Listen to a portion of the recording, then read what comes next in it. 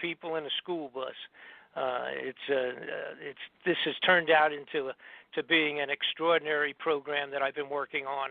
It's a new DVD expose.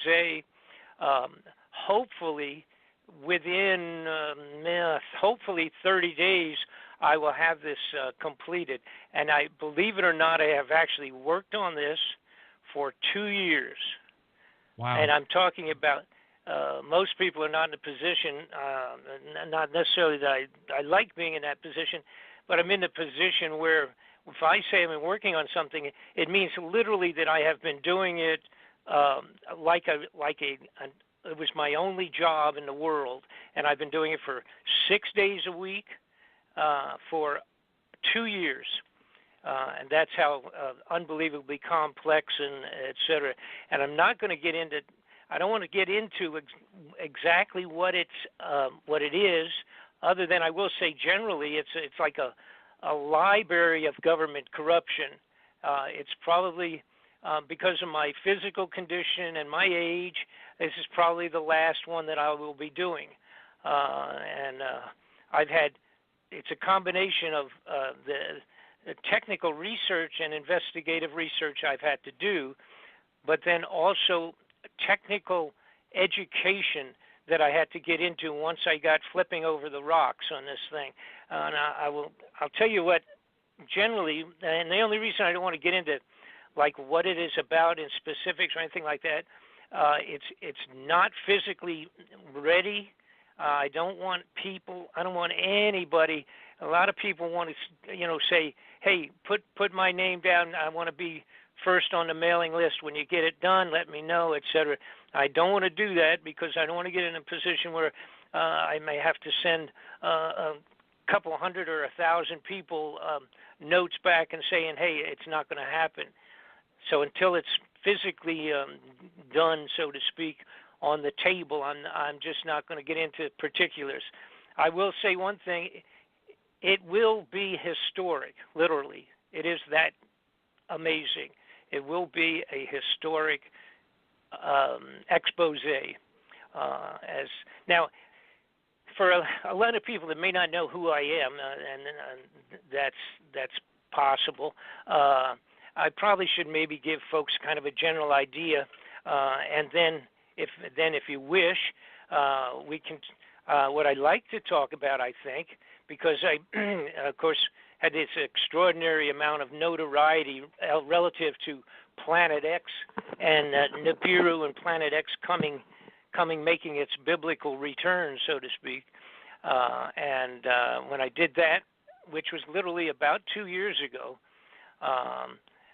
in that I had put several things that I hate to use the term, but actually were predictions, or maybe a better way would be scientific calculations of what we should expect. When I put that out, I said in the next few years that we're going to have the following things will happen. And when I started my new project that I was just referring to, it was actually started out very simple as a follow-up to what I had done and a follow-up showing the things that have actually taken place that I did, in fact, predict or calculate would happen. And that's been a tremendous amount of amazing things. And a lot of people probably don't realize it or had maybe even not, have missed the fact that things have happened that are directly related to the potential incoming of Nibiru or a similar external galactic problem, and an awful lot has happened, and that's what we can kind of talk about. But for the people that don't know, I don't normally do things of that nature. The Planet X has always been kind of like a mystical kind of a thing. Was it real? Was it not? Scientists have talked about it for, I guess, 100 years, and astronomers. It's one of those things that if you can't see it, it's kind of spooky. If this thing is out there and as devastating potentially devastating to the globe as it could be, then it's kind of like, why can't we see it now? And maybe it doesn't even exist, etc. So that project that I started literally 2 years ago, I can't believe it's been that long. And during that 2 years, by the way, I would say this, I had, not only was there a tremendous amount of research and extreme technical education for myself, because I don't like talking about things if I don't know what I'm talking about, because that makes me a news reporter, I think. If you're out there talking about something and you really don't know what you're talking about, it makes you probably somebody working for the major media. But what took place when I got started on this new project is, first off, several things. One is I realized that I did have to get into this extraordinary educational program for myself. I had to call on people I hadn't called on in many years, people in getting information from people in the government and from scientific arenas and the astronomic area, as well as many other very highly technical areas in our government, particularly the corrupted top secret part of our government. And then once I got started doing all of this work and research and working on the new films, which, by the way, will probably be a small handful of DVDs. It's not going to be just one or two. It's probably going to end up actually being 4 discs in this new report. That's how complicated it became. But what also happened was that we had an unbelievable amount of hacking, people coming in and messing with my computer system, which even included one computer that actually was what they call fried, externally hacked and totally destroyed. I had to replace the entire system, and I had a technician, because I don't tend to be a computer wizard, and I had a technician come in later and try to replace what they call the motherboard on one of my computers. And when he ordered it in and it arrived, he came back with it from his location and opened the package here at my location, and he actually was overwhelmed because somebody had actually messed with the product before he even had received it. Or somebody had gotten into the motherboard that was actually a replacement board and boogered it up before we even got it into the computer. So I was amazed, and when he did a backup run on my system, he told me that there was at least, in a period of a year, there had been at least 1,000 external hacks. I've never had that kind of profuse interruption with any project I've been working on in 30 years. Of course, we didn't have computers that long, but not as going back 30 years, I never had that much interference. So I really hit a nerve with some of the material that's in the new report that we're doing. And by the way, if you have any questions, please jump in on me at any time. If anything comes to your mind. Oh, yeah, amen. No, go ahead. Yeah. I don't want to interrupt you, but okay, if something does. Anyhow, that was, again, this project became so complex, like I said, with the information I had to get, and what I have included in it is so sensitive that I really wanted to make sure it was right, and that was a big part of the time involved. I get up and start in the morning and close down in the evening, working on these projects back to back. And so if I say I've been spending that much time, it literally has been that much time. But to get to, and again, I kind of interrupted my own thought process there, but to fill in the people that didn't know myself at all, so to speak, I do have a website that's probably does a better job of the background, so to speak, on Bob Fletcher, and it's called, it's titled or labeled Bob Fletcher Investigations.com for you folks that are computer oriented. So it's bobfletcherinvestigations.com. You can go on there, and now you kind of get a complete, good, thorough sort of a background on who I am. But I have been chasing corrupted government for literally 30 years at this point. I've been a federal witness over the period of that time. It's included testimony before the United States Senate Intelligence Committee. It includes working behind the scenes as an investigator, assisting over the years a few what I would call honest or at least attempting to be honest congressmen and senators with major investigations that included illegal guns, drug smuggling, assassinations, murders, and things of that nature. I'm not talking about small level. I'm talking about working directly with congressional and Senate investigators and the Congress and senators. I had even been hired by Manuel Noriega's lawyers when they were doing his trial a few years back, the dictator that was arrested for the drugs and all of that when we invaded Noriega's country of Panama, actually, when they went in there, and it was there's a lot of bad stories in the back of that thing. But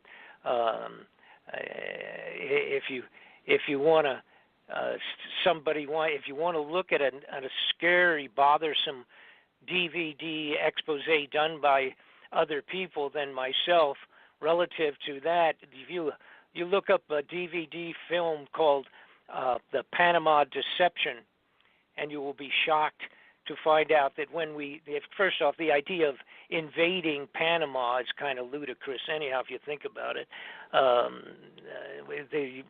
My thought on the humorous side was, I was envisioning small groups of militia people in Panama throwing pineapples at our soldiers as we came in with the U-2 bombers, or the new bombers, the stealth bombers, and bombed Panama and attacked them utilizing experimental weapons at that time. As a matter of fact, if you want to really get upset, in this program called Panama Deception, they clearly show where they literally were shooting citizens, private citizens, and of course the few small members of their military in Panama at that time. They were shooting these people with experimental ray guns and actually melting human beings in their own vehicles, private citizens.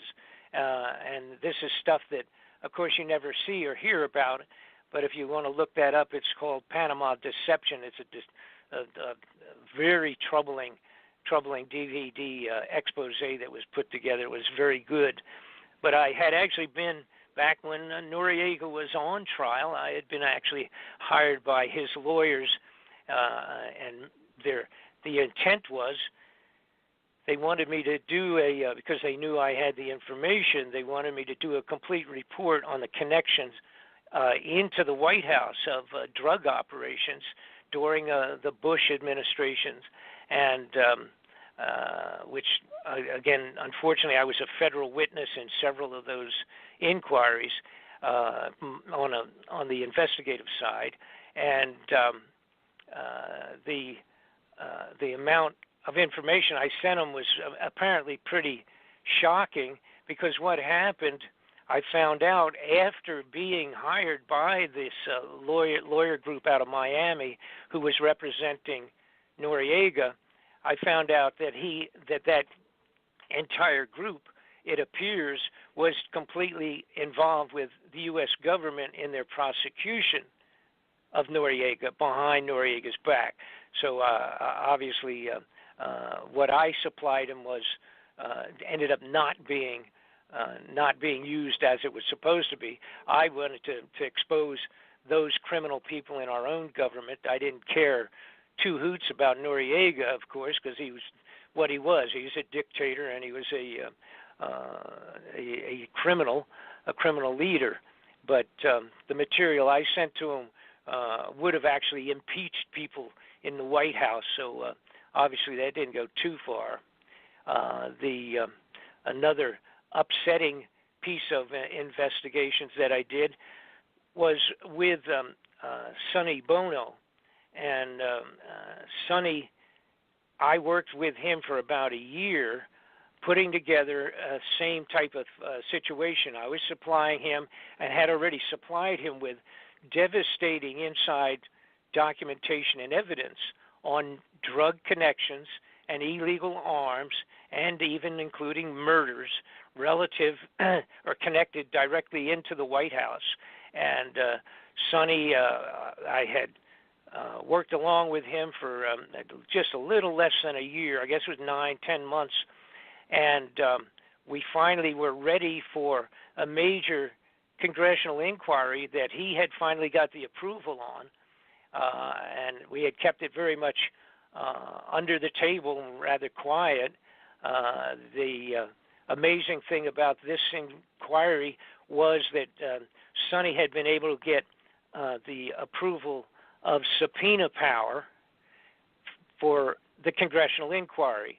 Now, normally, they do not do that. You can't get subpoena power because what that does is whoever you call, even if it was the Vice President of the United States, if you call them to testify, they have to testify, and if they balk or they stop or they back out or anything like that, you actually can put them in jail.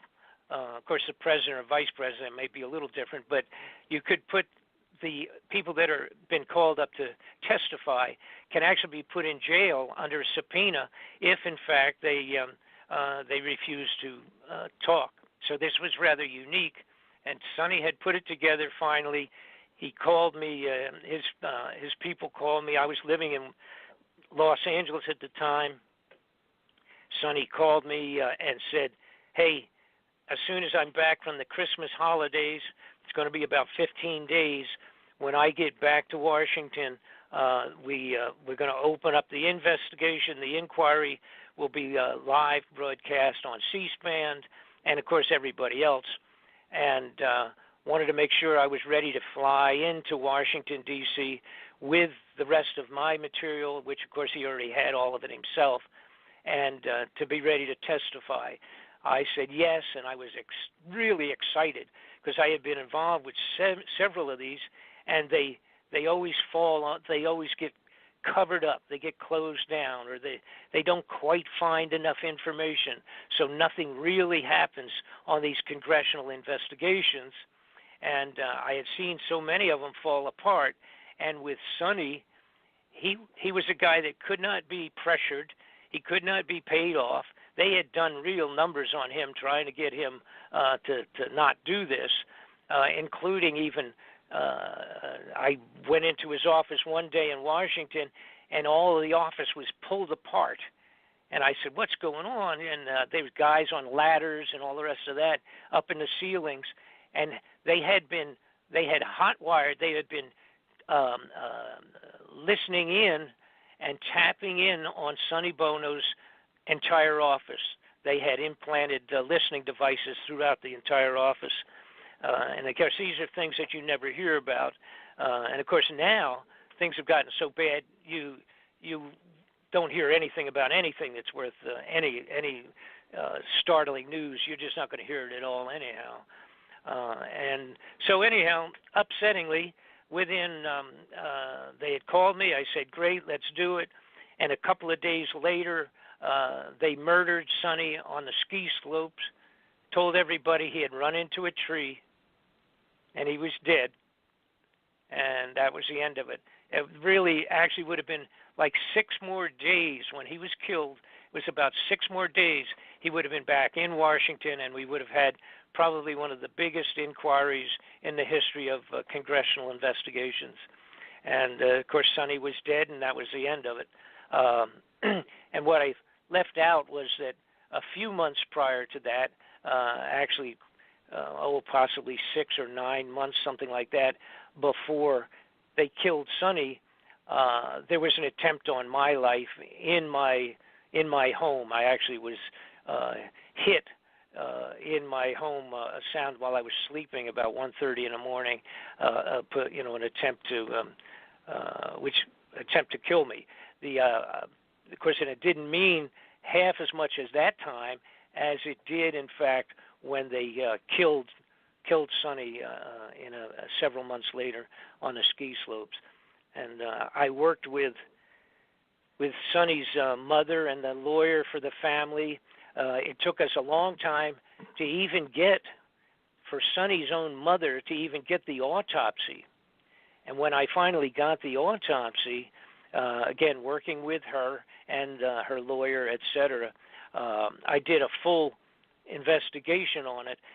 The bottom line is that apparently Sonny was pistol whipped, hit over the head with the barrel of a 9mm semi-automatic pistol, all about the same size, and he had been struck a couple of times in the head and dragged his body up against a tree and make it look like he had run into a tree and by accident and killed himself. And of course, unfortunately, that was not the fact. He was literally murdered. And again, of course, it's something even with the best people that may have been able to help in that investigation, coincidentally or not, as people may or may not know, Sonny's wife ended up running and replacing him. Sonny Bono's wife, who actually didn't have any congressional background at all, but she took over Sonny's offices, and unbeknownst to most people was that Sonny was about to have a divorce, and so any assistance she might have lent to me in the investigations would not have been beneficial to her. And so not to say that she was connected with anything, but she certainly was not helpful, and we unable to get any place. People just didn't want to open that can of worms, the idea that Sonny had been assassinated to stop this investigation. Whatever, it's something at the congressional and Senate inquiry level, they really try to avoid anything that's that outrageous.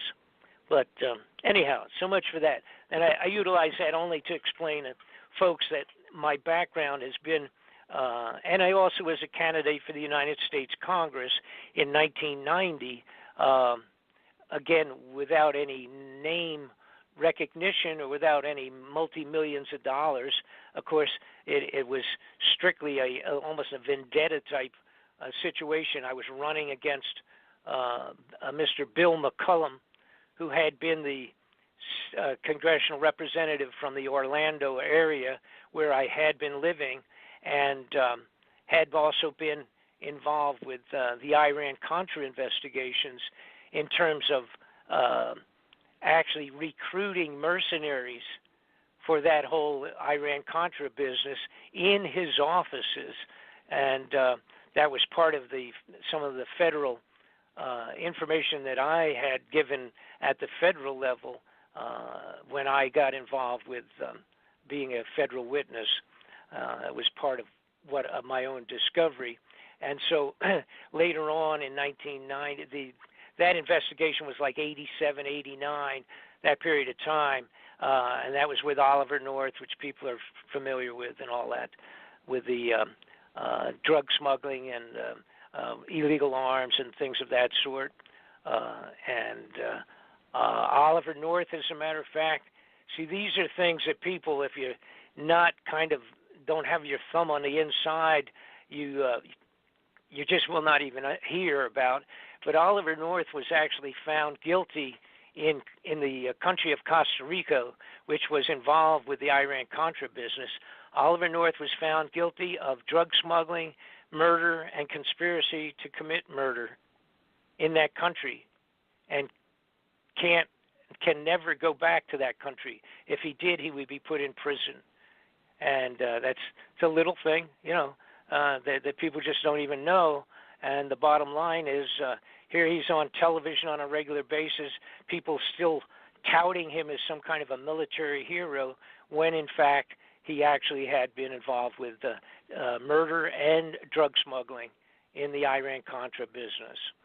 And some of the paperwork, actual documentation that I supplied the Iran-Contra inquiry about, the Congress and the Senate, included his handwritten notes to himself as a reminder, handwritten in his own little notepad that said to remember to supply an aircraft to move 1,500 kilos of cocaine mash, and that was in his handwriting. And, of course, his other paperwork out of his safe, which I was able to get the copies of very early in that inquiry and passed it on to people in Washington, included obvious talking about drug smuggling and supplying aircraft and doing what was necessary, and working with a fellow that was an agent down there in Costa Rica as a drop point. And what was going on with that Iran-Contra business basically was the Central Intelligence and the National Security Agency and other intelligence agencies were utilizing, as they usually do, or quite often do, using drug money to fund covert, secret intelligence operations, including throwing people out of countries and overthrowing governments and things of that sort. And that was the crux of that whole thing anyhow. But those were the things that I have done for the last 20 years now, 30 years altogether. And so when it came, I'm going to go back to the Nibiru, the Nibiru DVD that I did, the expose on the incoming of Planet X. And I tell you that all that things that I was just telling you as to set you up so that you would understand that, in fact, things like Planet X, et cetera, those are not things that I normally was involved with. Most all of my investigations have been very obviously heavy-duty governmental corruption exposés, and like I say, including being the federal witness in several cases. And so Planet X or something of that type was just not on my calendar. Those certainly were not something I got into. And a couple of years ago, what had happened, I started looking into the unbelievable loss of money. I'm talking about big money. Now, I had investigated several times for different inquiries the loss of, let's say, a couple $1 million here, or some congressional or senatorial person taking money and sneaking money out the back door. Those types of investigations were pretty commonplace. Guys, senators and congressmen had spent millions of dollars flying to different foreign countries and putting it on, padding the bill and getting the government to pay for holidays and prostitutes and crazy things in foreign countries and all of that. And some of them actually with like homes in multi-million-dollar homes in Tahiti, where they were stealing a couple $1 million here, a couple $1 million there, and that kind of thing, which unfortunately it goes on probably more regular than what you would call a good congressional work. That kind of activity is probably almost more active than actually doing good congressional or senatorial work. And so a couple of people had come to me and said, and this is a couple of years ago now, they had come to me and said, hey, look at all this money. Excuse me, I have a frog in my throat here. Let me take a drink, as a matter of fact, and see if I can drown it. Okay, hold on a second here. Yes, of course. Okay. Excuse me. So, anyhow, I had a couple people come and contact me and said, hey, there's a tremendous amount of money that's just disappearing all over the place for the last 5 or 10 years. I mean, it's just, and my first thing, of course, was, how much, what are we talking about? And a couple of guys said, we're talking like billions of dollars. not 150,000 being padded on somebody's vacation, but we're talking about millions of dollars. And then it got up to where it was billions of dollars that literally were vanishing out of government budgets. And then the one that really got under my skin was when Donald Rumsfeld, the Secretary of Defense, a few years back, sat down before, well, now it's a long time, which is why we're talking 15 years ago. He sat down before the United States Senate testifying on budget and things of that sort, and he said that he had lost, that's the way he termed it, out of the Defense Department, $2.3 trillion. And that's with a T. And basically just said, we don't know where it is. We don't know where it's gone. And around the same period of time, there was a lady that was testifying relative to the international banking and international funding, et cetera, overseas by the government. And she said there had been, I think it was $9 trillion. Again, this is with a T, that had vanished, and that her response to an inquiry was that she just didn't know for sure where it went. It went to some European banks, but she just wasn't sure where it went or what banks had gotten it. And when I saw this, now this is live testimony, it's on television, and I thought, holy mackerel, what are we talking about here? We're talking, and we're not talking about a couple $1 million, which to me, you and I and most of the listening audience, that would be a lot of money. And then it moved up to billions, and now we're talking trillions. And this is mind-boggling because, of course, a big part of the overview on corruption in Americans' government is what they call the New World Order. It's this intent of a small number of people in the world to ending up where they're controlling every single thing in America and other countries, and again, marking it the New World Order with the concept, artificially painting this as some kind of a wonderful thing. We'd be living one big, happy family around the globe and all of that, which, of course, on the out front, the basics of that is a socialistic, communistic kind of a concept, which doesn't work anyhow. But the bottom line is it, again, brings to our mind the realization that it's only this small 10% of the wealthiest people in the world literally control like 90% of all of the wealth of the earth. Goes back to just this small 10% of people, which is really startling when you actually realize that's how crazy the globe is financially. So that's the New World Order, and all these upper echelon families have been pursuing this for like 100 years.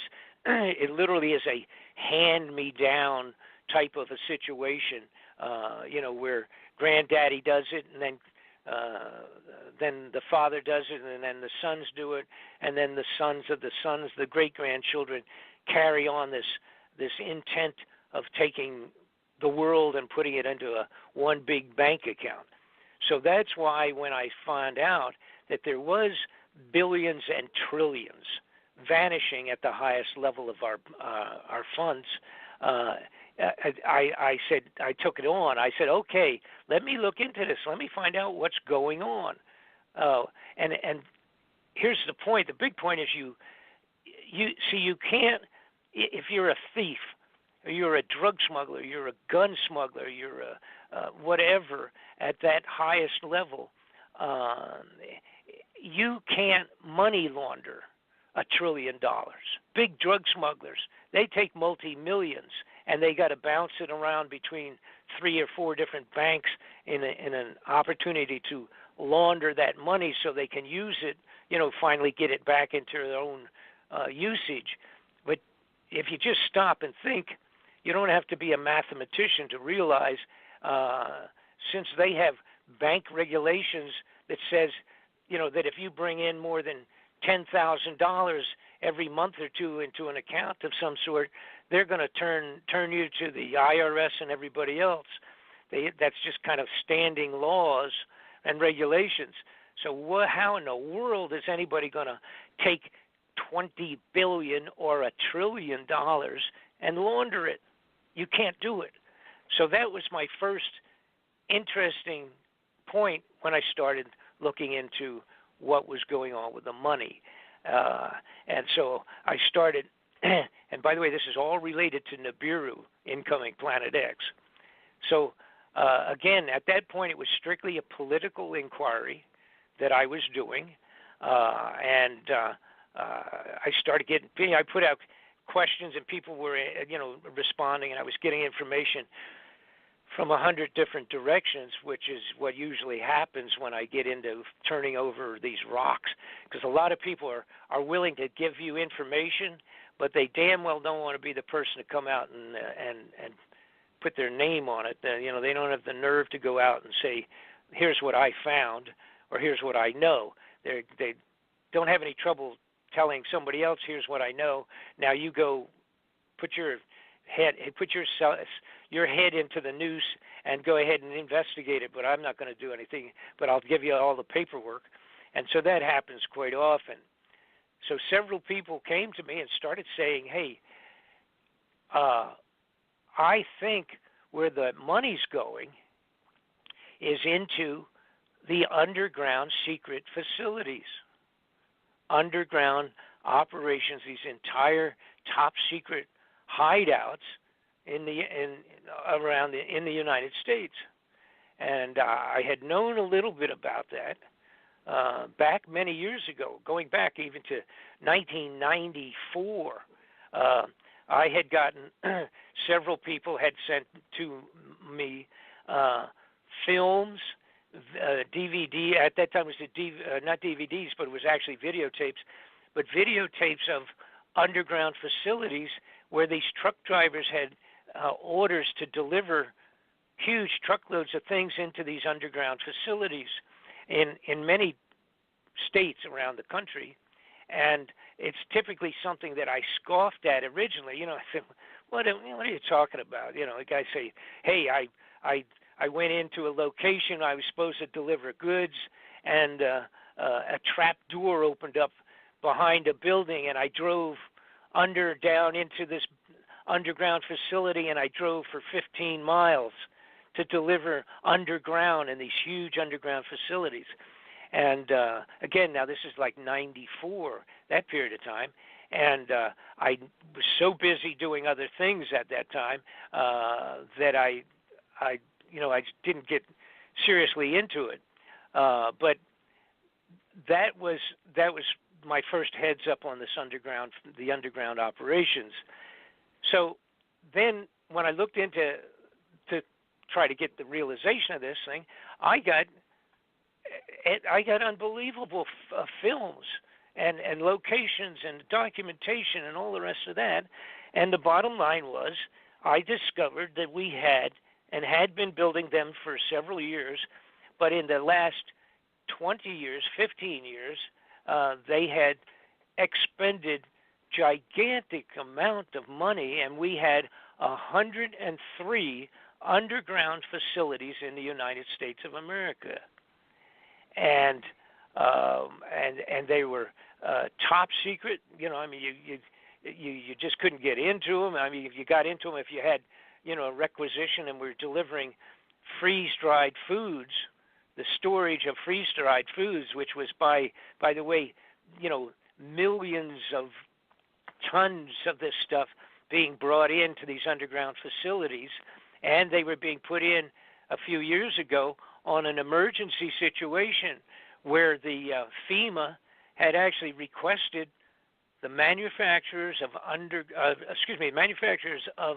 the freeze-dried foods, emergency rescue foods, FEMA put out a request and wanted to know how many tons and how quickly they could supply for the United States government all of this underground, filling up these underground facilities with these foodstuffs, survival foods. So we got all of that, and I opened my inquiry going out beyond the United States, and I found that around the globe, every major country, including Russia and China, and of course the European nations, had been doing the same thing, and they had been building underground facilities that were entire cities, if you will, underground, and they were being done. Russians had built one location that, off the top of my head, if I remember right, the biggest one could hold 50,000 people underground in the mountainside down underground in Russia. China had one that was large, but the Russians had put out a mandate that they had about 5-year window to have, I think it was 5,000 underground facilities of smaller sizes, not all gigantic, like big enough to be a city, but 5,000 of these completed underground facilities, hideouts, I call them, is what they actually are for the elite. So the next obvious question is, because the idea 10, 20 years ago, the idea of actually having a nuclear event between the nations. And right now we got that crazy North Korean guy, so that's a very real possibility, probably more so real than it had been in 50 years in the United States, just because he's a loose cannon. He's seriously mentally ill, which is inherited from his granddad down to his father. It's been a hand-me-down dictatorship there in North Korea, and he's crazy. That sucker will end up doing something unless we end up stopping him ahead of time. But to get back to it, the idea of a nuclear conflict between any of the major nations, China, Russia, or America, it had been diminished to a very, very small, realistic concern. That didn't amount to much.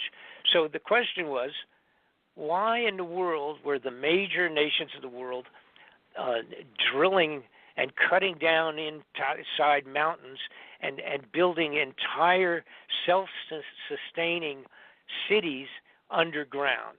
And so that was the big question. And I started putting out feelers all over the place at different levels of in America. Well, actually, several around the world. And finally, all of a sudden, 2 or 3 people said that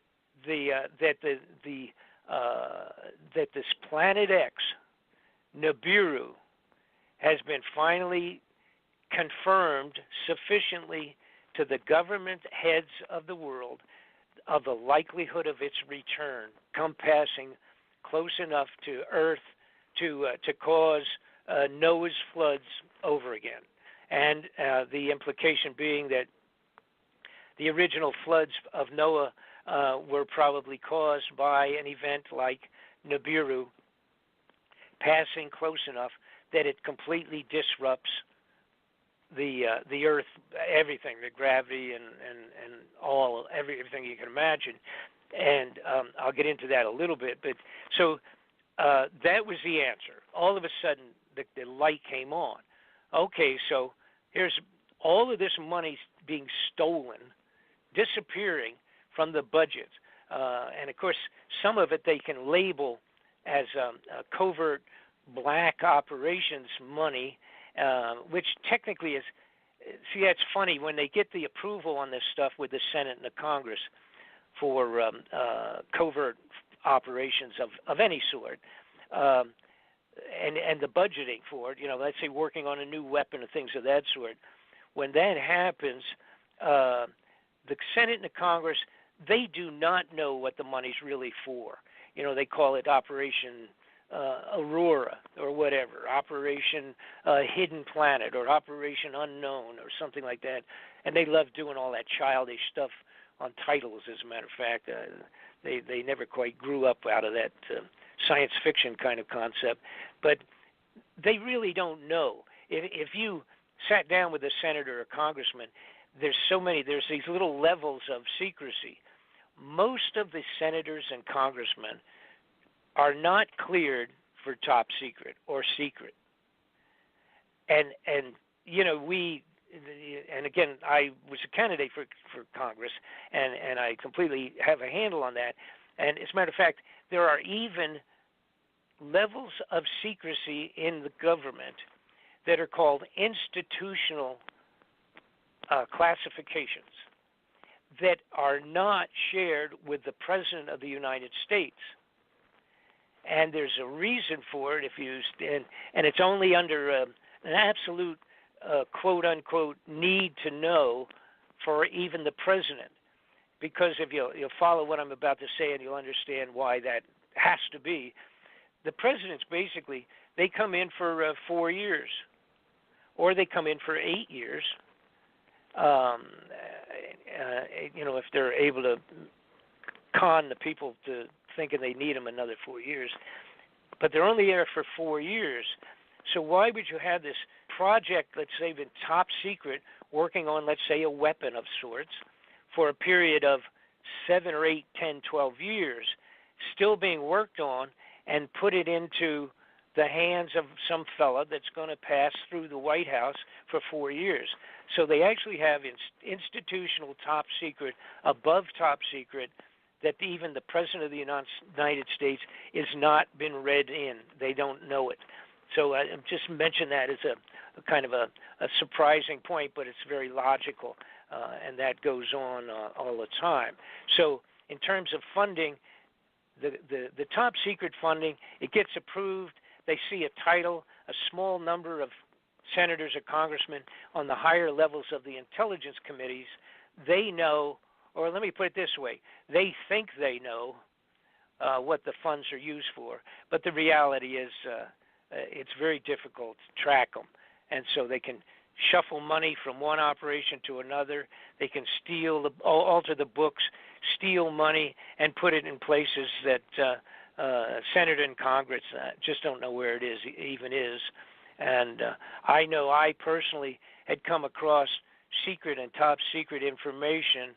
I can remember going into, back in the 90s, going into the office of the chief legal counsel for the House Foreign Affairs Committee and handing him papers, 75 pages of documents. I thought he was going to fall off his chair, and it was relative to a very specific special inquiry. And he told me, he said, his reaction was, "Oh my God, where did you get this?" And I've never even seen this. I had known nothing about this. And then when he went over it, later he told me they're going to use this in the investigation that it was referencing. And he said, but they will all be classified secret, and they will be printed on blank white pages when the final report comes out. All of your material will be classified. And I was just some little guy, so to speak, a little investigator way out in the Never Land, and came into the Capitol building with that stuff in my briefcase.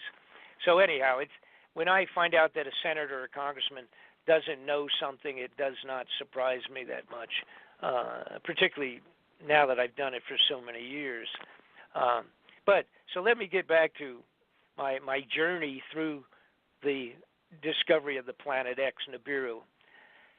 So once I realized that the likelihood of 103 top secret underground facilities that are so extraordinary that they are like luxury cities underground in the United States. They are interconnected with railways, the maglev railroad operations that travel 400 miles an hour like a subway, but they're all magnetically supported and driven electronically, and they connected several of the 103 operations are connected from state to state by these railways. Additionally, they are connected by driveways, roads, if you will, that are suitable for 18-wheel trucks that can come into Texas and go all the way into Louisiana underground on roadways. And by the way, in the DVD that I put out on Planet X, on Nibiru, which is titled Incoming, in that DVD, I have all of the documentation, all of the information, and photographs of everything I'm talking about. Everything. They even have some of the underground facilities. A few of them are designed exclusively for growing foodstuffs underground, and then they can be trucked on the highways from one location to the other, so that you can actually have food grown underground in a facility exclusively for underground farming and deliver foods to support people in the extreme emergency 1,000 miles away from where they were grown, and never come up on the top of the ground at all, never come above surface. So, can I give myself a break here for a minute and let you run with either a question or two or whatever you may have in mind? Oh, sure. As a matter of fact, one of the things I was going to contribute was in the Book of Enoch. There's I believe it's chapter 65 or I forget exactly but it has a quote, and you can search it on the internet. And the quote goes like this: "And Noah had seen the earth had tilted, and knew that destruction was near." And that's really fascinating. Yeah, that's really fascinating when you look at Revelation 6:12, and you see in verse 13. I'm sorry, Revelation 6 verse 13 and 14 and 15. In those scriptures right there, you'll see. First you see. The stars fall from the sky like a fig tree shaken like a mighty wind. So there's your meteor showers. And then you see right after that, every island and mountain was moved out of place. Right. And as a matter of fact, let me do this now. It's kind of getting all the miscellaneous technical, kind of a background to let everyone know kind of how I got into this thing. And I want to say one more kind of a technical thing, and then I want to talk a little bit about what we will have to expect when Nibiru or the planet unknown, Planet X, does this close pass, and how things will take place. But let me mention this part. When I was talking about, which was extraordinary, the numbers that are so outrageous, this $2 or $3 trillion that Donald Rumsfeld, this was on the floor of the Congress or the Senate, under sworn testimony, and he said he lost it. They don't know where it is. Of course, he was lying. He knew where it was, but for him to admit that it was gone was a big shocker, because that's a single pretty big box of money, when you get talking trillions. But that was announced officially on the floor of the congressional hearings by Donald Rumsfeld, the Defense Department chief, the day before 9/11. All of the records related to that and his inquiry, or everything related to the financials on the vanishing of this money, was in and burned up in the Pentagon when it was hit on 9/11. This was the following day. All right. And there's a specific reason why that happened and why the coincidence, because it was not coincidental. But nonetheless, the point is this. So, because everybody says, well, did anybody go any farther with that? What happened? Did they just drop that? I mean, he came in and said, well, all this money, he can't find it, and then everybody forgot about it? The answer to that question is yes. And the reason was the serious reason was the best documentation on it was burned up in the office that was hit on the 9/11 at the Pentagon. And of course, the other reason was America went into such a turmoil immediately following. It just was that information of his was just dropped into the garbage can, and that was the end of it. So there was no follow-up on that whatsoever. So here's what happens. Now the next point for myself was I knew nothing about Planet X. Planet X and Nibiru and whatever you want to call it, but those are the primary two names for it. It was totally off of my target. I knew nothing about it. I had very little, maybe a little bit of education on it, but that was just random peripheral knowledge that I had picked up over the years, but maybe a little more than average just because of having my finger in the pie in Washington. But other than that, I didn't know much more than the average fellow out there. So I immediately got into an investigative mode strictly to find out because before I put my name on an investigation that's talking about Planet X, it's kind of like Space Rangers kind of stuff. And before I put my name on that, I darn well was going to make sure that, in fact, I knew what I was talking about. So I started doing serious snooping, contacted and got with some folks that had been following this for years, actually almost like a career, tracking what was going on with this unknown planet and why it was not readily seen. What's the deal with that? How come not everybody knows about it? How come it's not talked about, in college and university on a regular basis, et cetera, et cetera? So here's what I found. First off, I for one thing, I located enough astronomers and legitimate information from the astronomy side of it, that in fact, yes, this probably is absolutely real. And the extraordinary part, the first thing that struck me, was that they said it was on this like a 300 to 3,000 year orbit, and that it was a planet approximately 5 times the size of Earth, with 5 different moons of its own, having moons circling it as it goes around on its huge orbit. Now, when you're talking about an orbit that's in the thousands of years, again, because of myself not being an astronomer, I almost am one at this time, but at that time I certainly didn't know much about it, and it struck me amazing. I said, wait a minute, you mean it's more than it's potentially a 3,000 or a 300 year, and is there conflict between a couple of groups there as to whether it's 300 or 3,000.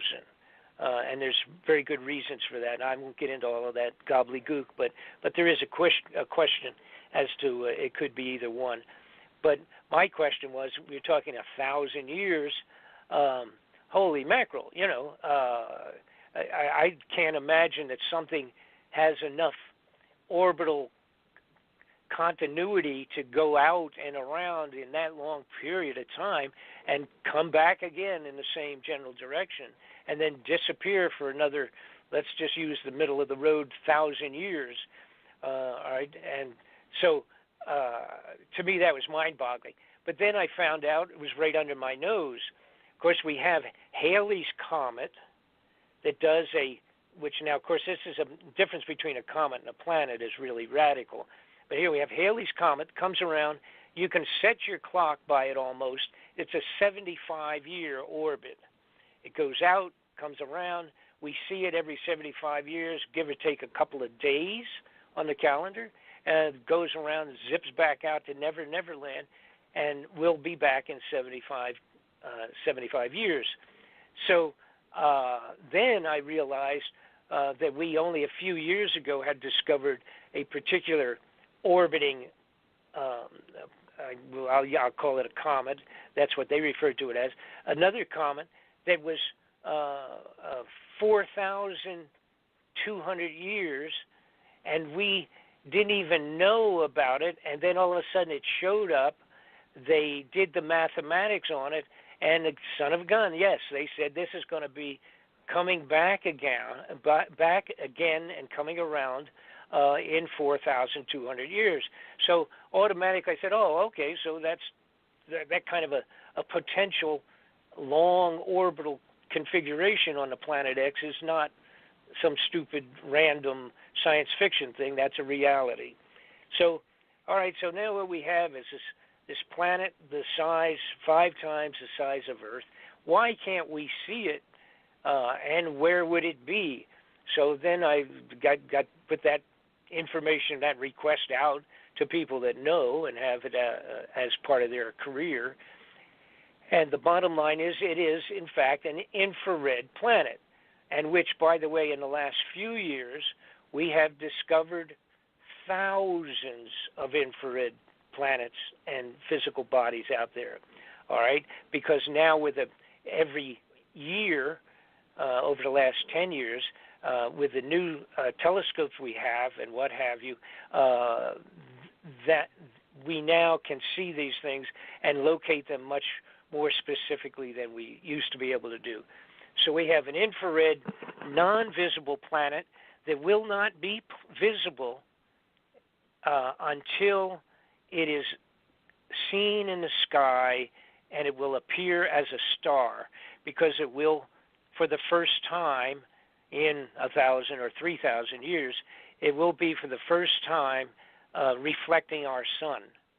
And so there it will be seen when it arrives. It will be seen as a star, and then it will get progressively bigger from the time we see it as a star, and it starts to get, all the astronomers now, every amateur and professional, everybody and their mother's going to see that thing once it starts coming in close enough, and it will get bigger and bigger and bigger. It will probably be seen, and the reason this figures now that I'm talking about comes from previous writings and visitations or sightings of this visitation of Planet X or Nibiru over the last 1,000 years, that has been documented several times by certain cultures and societies. Some of it included paintings on walls of caves that represents it. Some of it includes, there's a whole variety of other things, but some of it is biblical, like you were referring to, out of our own Christian Bible, and some of it's in the Buddhist monks on the Himalayan, the top of the Himalayan mountains, where they tracked it. The Chinese emperor, back several hundred years ago, his astronomers tracked it. So it's been here several times. When it comes by, the very nature of its size, because it's assumed to be, because also it does indicate to be red with a tail.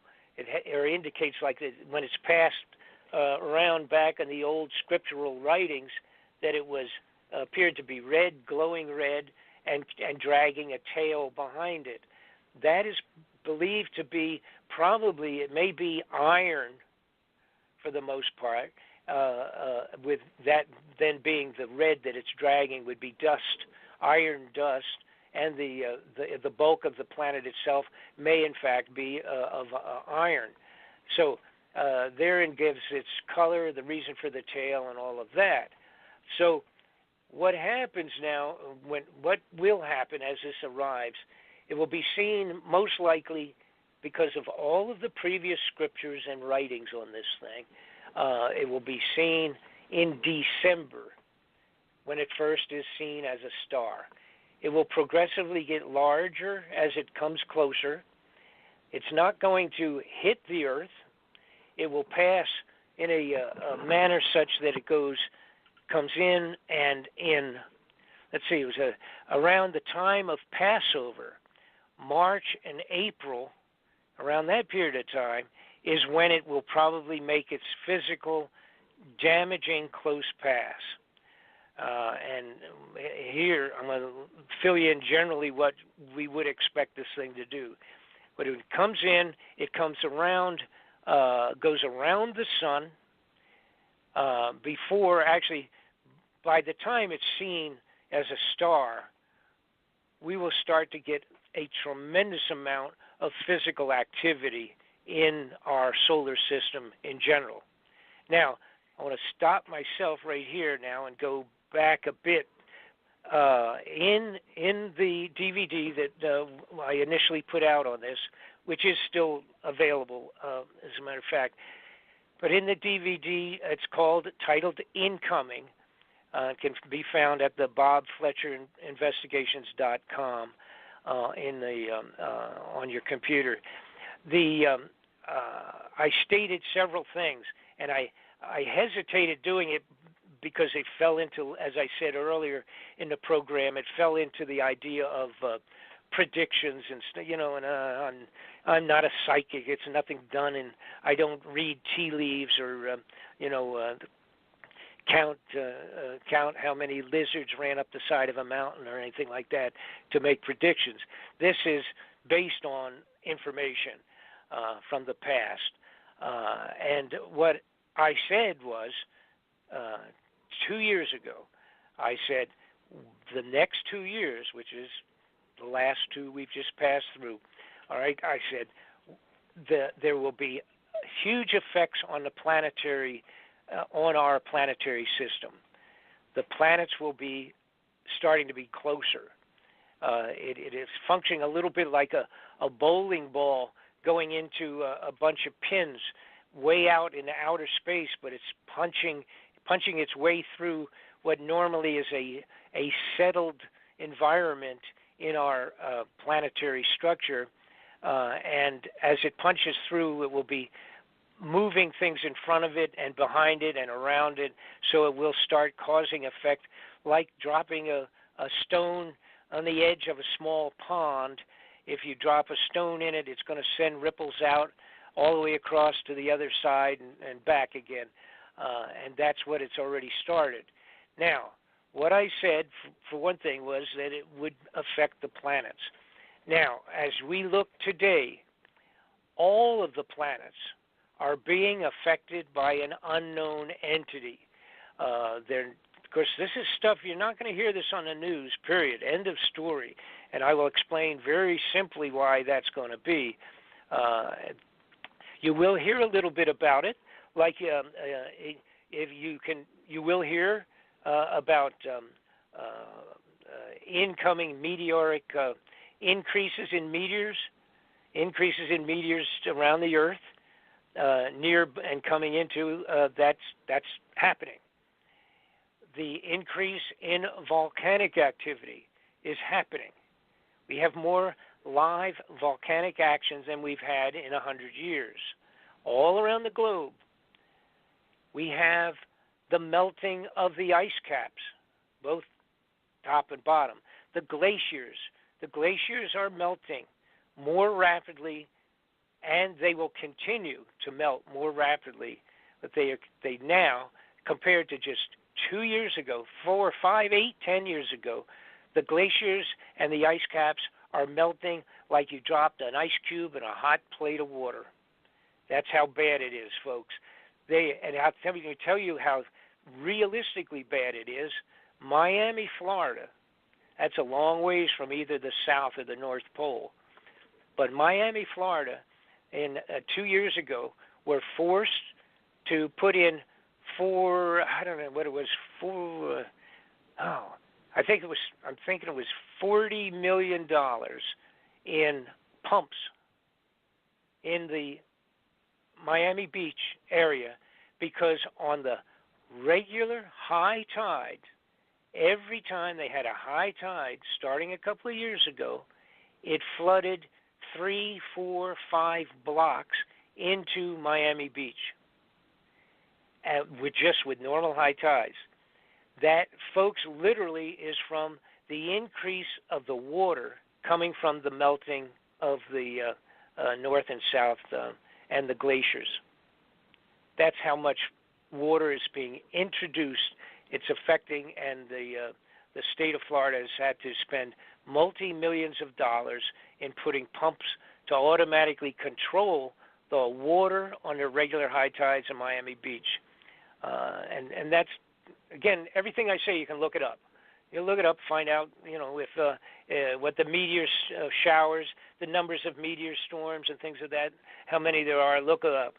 Volcanic activity, look it up. 40, 50, 60 volcanoes are now actively blowing up every 30 or 60 days. The changes in the weather, this extraordinary weather that we have watched now for the last 2 years, which includes freezing when it's not supposed to, floods. Last week, people are dying with huge floods in the middle of the United States. All right? So all of these things are happening, and I'm telling you now, like with the glaciers melting and the ice caps melting, and I'll also explain to you why, what I'm going to say, and then I'll explain why it's going to happen.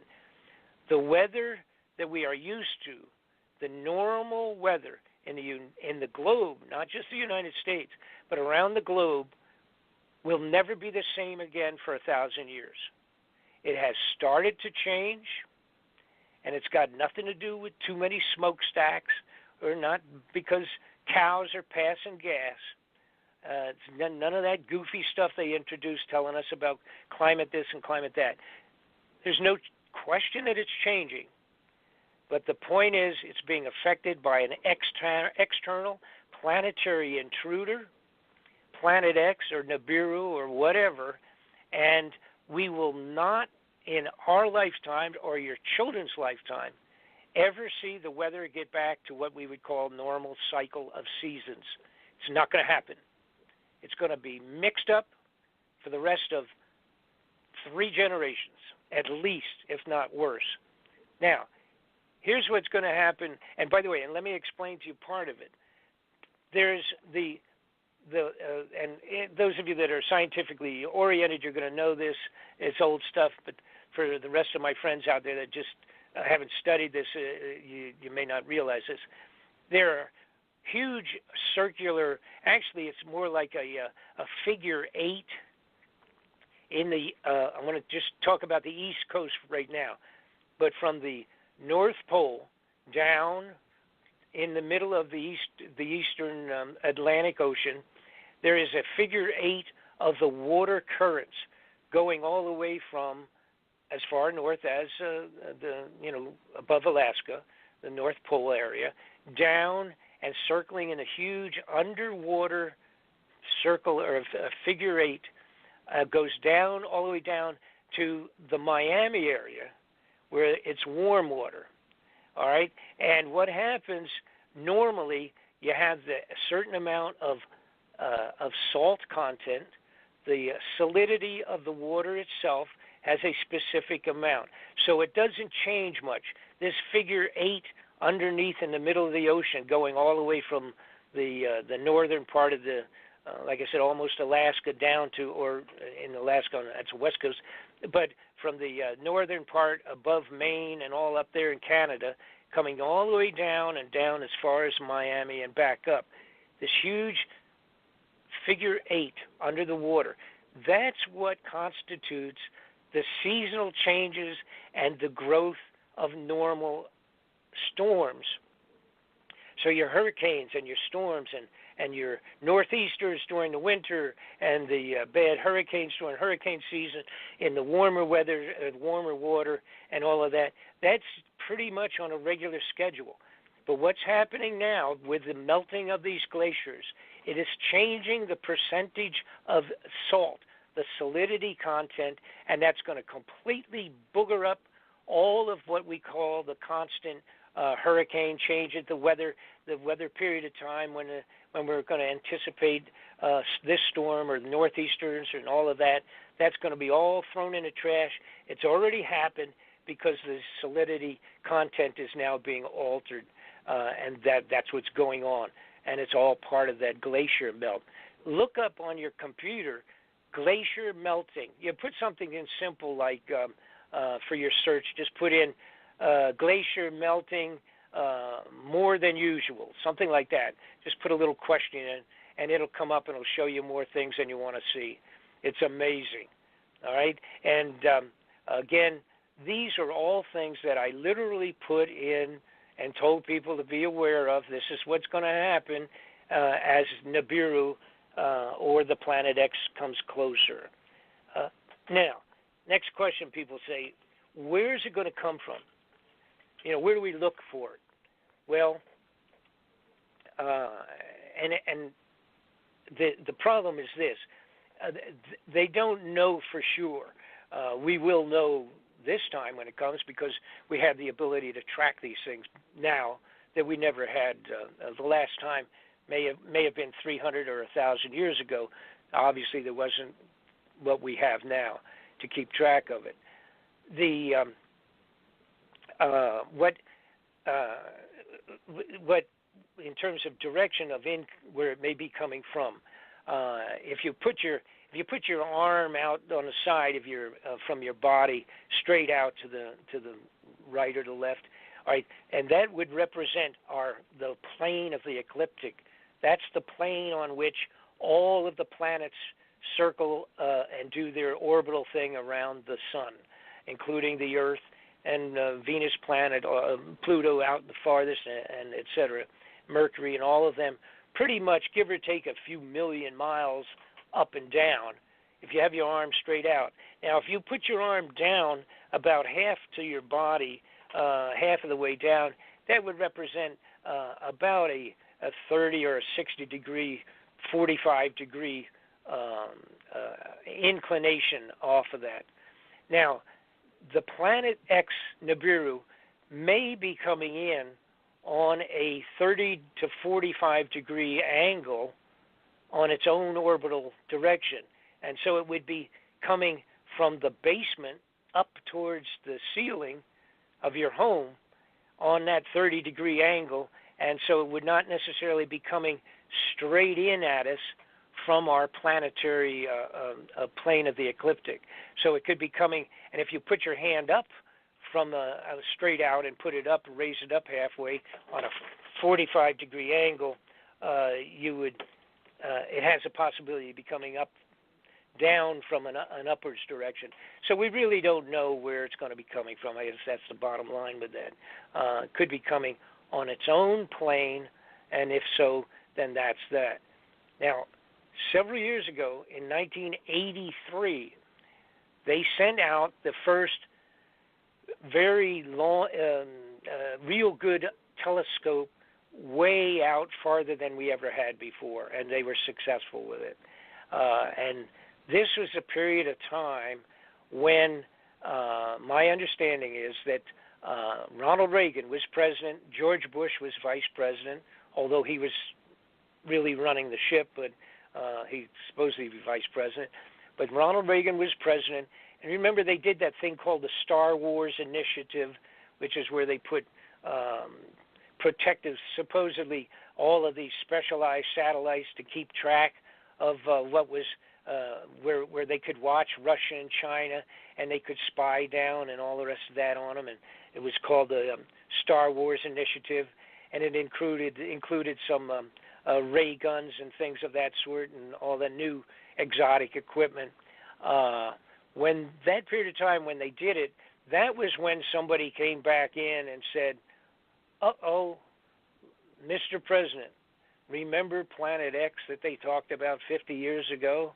We think we found it with that new satellite we've got way, way, way out there in our planetary system, and they've seen it, and it appears that something, we can't see it, but it's what we call an orbital perpetration, and that is that both Uranus and Neptune and some of these other bigger planets are being affected by something that we can't see really. We know it's huge because it would take a huge item to cause and affect this stuff. So that period of 1983, 84, 85, 86, and that was the period of time that I started getting involved with this myself, with the Iran-Contra stuff in 85, 87, all right? During that time was when the first realization, and that was when they activated the underground operations. They started digging and expanding every possible underground operation, which, by the way, it included the NORAD underground facilities. They literally emptied that out temporarily and went in and put the NORAD operations in another location for a while and expanded inside that granite mountain and turned that into one huge underground facility along with the rest of them. Now, also, what happened, 6 minutes. the Vatican came to the United States. 6 minutes. I don't want you to run out of time. 6 minutes, Brother Bob. Okay, so the Vatican actually came into Arizona, and we financed, and they oversaw it, an infrared giant telescope around that same period of time. And so even the Vatican and the Pope knows about it. Now, all of this stuff is in the incoming DVD. And let me do this, folks that may not want to deal or may like to drop me a note. My post office box, if you got a pen, grab it up, or a pencil and paper. I'll give you an address. You can go to the BobFletcherInvestigations.com. It does have the incoming DVD available. You can get it through there. If you wish to drop me a note and get a catalog of what we've got out there, it's Post Office Box 216, Bayview, Idaho. That's Box 216, Bayview, Idaho, 83803. 83803, and that's Bob Fletcher. Just drop me a note. I'll send you a little copy of the catalog if you don't want to get involved online with anything. But feel free to drop me a note if you will. The point is this. We put that together 2 years ago. It was out, released. All the things and so much more. Matter of fact, by the way, I have great pictures on my website of the underground facilities. The only good picture of Nibiru that was taken by a huge telescope several years ago and was dropped, blacked out on the space, Google space. They blacked it out because they were yelled at by the government. The government, and let me ask you a question. Do we have another half an hour after this, or are we? No, actually, we're down to 4 minutes. It shuts off. Okay, that's so fine. We're cut off a whole cold fine. stop at 4. Okay, that's fine. What I was going to say is that the on the website there's tremendous pictures of this. None of the photographs that you're seeing randomly around of people seeing it and they want to know it. They see a big ball out there and they photographed it and it looks like Nibiru. That's not it. That's not going to happen, folks. By the time it gets that close, we're going to be flying apart. The waters are going to be yanked out of the ocean beds, and we're going to be just devastated. The tail of this thing is going to be unbelievable, and I'm sorry we've run out of time. I thought we were going to be on for another half an hour or so, but okay. Very good. That's all I can handle, I guess. Now, what do we got? 2 more minutes? Yeah. Again, it's BobFletcherInvestigations.com, right? Amen. Right. That's correct. Yeah, I cannot highly recommend Bob has done it. One of the most, if not the single most comprehensive collection of confirmed data from multiple sources over tremendous periods of time that I have ever seen, and you will be powerfully blown away because every single thing that it. And I simply want to say this. Hopefully, I can get my next one out. It's going to be my last, and it's going to make the amazing information on the Nibiru incoming. It's going to make it look like totally small cheese, small time. When you see my new expose, and I can't talk about it any more than that, God bless you, and God bless everybody. And make sure you tell Mom Happy Mother's Day. Yeah, amen. Happy Mother's Day to everybody out there that is a mom.